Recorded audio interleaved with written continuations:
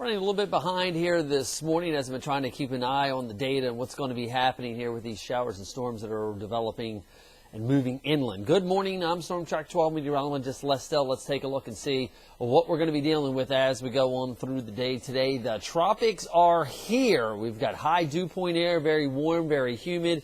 And the storm system that is affecting us actually had its origins in the tropics. If you remember last week, I said this was the storm that was going to pull in moisture from the Pacific Hurricane Miriam and track eastbound. Well, guess what? That's what it's doing. Not only that, are we seeing a good jet bringing moisture right up along the eastern seaboard. And as a result, that is allowing us to have these heavy tropical downpours. Also the potential for some isolated severe storms, heavy downpours, damaging wind gusts, and maybe an isolated tornado or water spout, not completely out of the question here.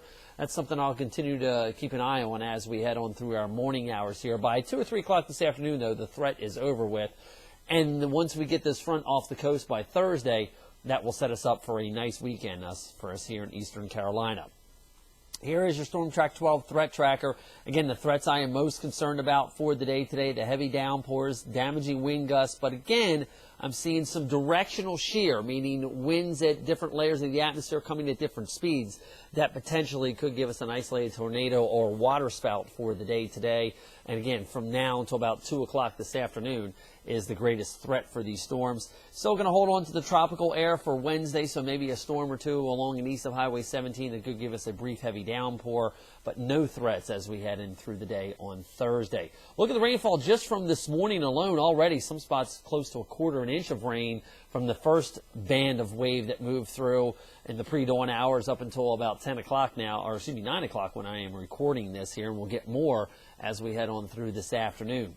So strong storms early, warm and muggy. Maybe by 3, 4, 5 o'clock, though, we may start to see some breaks in that overcast as drier air sweeps in behind this short wave that is touching off these showers and storms for us this morning. Temperatures will be into the low to mid 80s. Some scattered storms maybe along the coast overnight tonight. Otherwise, inland spots, if we clear out enough, we may actually get some low clouds and fog that will form, very similar to what we saw this morning across Pitt, Martin, Bertie counties. Temperatures on the warm side, upper 60s, low 70s, and mid to upper 70s at the beaches. Some scattered strong storms, especially tomorrow afternoon, or scattered storms, not strong. Should not be nearly as strong tomorrow as what we had them today. And temperatures even a little bit warmer with some peaks of sunshine, mid to upper 80s. Now, this is one thing we want to take a look at here. We are looking at our winds coming out of a southeasterly direction right now. And as a result, that's going to create a little bit of shear in the atmosphere. Not all that strong, but as we look at what's going on here in the big picture, let's put this into motion here for you and we'll kind of explain what's happening here. Low pressure sitting out there in the Tennessee Valley. We do have a warm front lifting north across the area with the cold front coming across the mountains. But notice the red arrow over here. We've got the southeasterly winds at the low levels, but notice the direction that the flow in the atmosphere is as you go further up, due south. So that creates some spin in the atmosphere here, and as a result, we may be able to spin up an isolated brief tornado or even a water spout as this flow is basically coming right out of the Caribbean and right into our neighborhood here. Take a look at Future Track. It does a pretty good job picking up on the heavier bands of showers and storms into the early afternoon hours, but by 3 or 4 o'clock, it's lifting out of here. And there's some of that thinning of the overcast that I was talking about, that we do get some drier air in here. Now, that could also, again, lead to some dense fog across the inland spots as we head overnight tonight going into tomorrow. Future Track does show a mixture of sun and clouds in here for tomorrow. Definitely more cloud cover, though, by the afternoon, and maybe an isolated storm or two. I'm thinking more so along and east of Highway 17. Now, notice the storm showing up out there in western North Carolina. That is the cold front itself, and that's what's going to be moving eastbound here as we head on into the week ahead. On Thursday, look. Here's where our flow is coming from, the due south stream.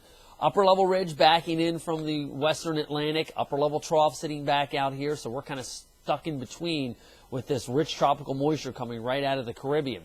This is what's going to eventually move off to the north and the east as that upper level trough kind of fills in and lifts, and as it does, you'll notice even by Wednesday, we're still in that tropical flow right out of the Caribbean, keeping the high dew point air in place here. Very tropical feel to the air. Then as we go to Thursday, notice how the upper level ridge kind of flattens out a little bit. We get more of a westerly flow starting to sweep in, bringing that drier, cooler air in. Then we're also going to be watching up here the next short wave that'll rotate around. That'll be in our neighborhood as we head in through Sunday. Until then, though, look by Friday. We've got that westerly downsloping flow, dry, cool Canadian air coming back in here. Still on the warm side, but not humid like it has been. And then we'll have to try to time out how this trough re-amplifies as we go on into the weekend. Right now, it's going to drive a front through. Probably not until Sunday, and because we've had the west-southwesterly or westerly downsloping flow out ahead of it, not a prolonged period of southwesterly flow, probably going to maintain mainly a dry forecast going in through with that frontal passage here. Tracking Tropical Storm Nadine, still banging around out there, but again, it is nowhere Nadine. It has been on a wild and crazy looping ride ever since September 11th when it was officially named, and it's going to continue to be nowhere Nadine, not impacting any land whatsoever. So, strongest storms will be around until about 2 or 3 o'clock this afternoon, then just maybe some isolated or to scattered action tomorrow, and then again on Thursday as that upper level trough works its way on through the area here. Notice we still stay in the 70s for Friday and Saturday, then some of that cooler air starts to bleed in here as we get in through Sunday, and a much cooler weather pattern. You saw the jet stream, that full latitude trough that develops as we head into the first part of next week. So another shot of fall to start next week with. Have yourself a good Tuesday. I'm Storm Track 12 meteorologist Les Still.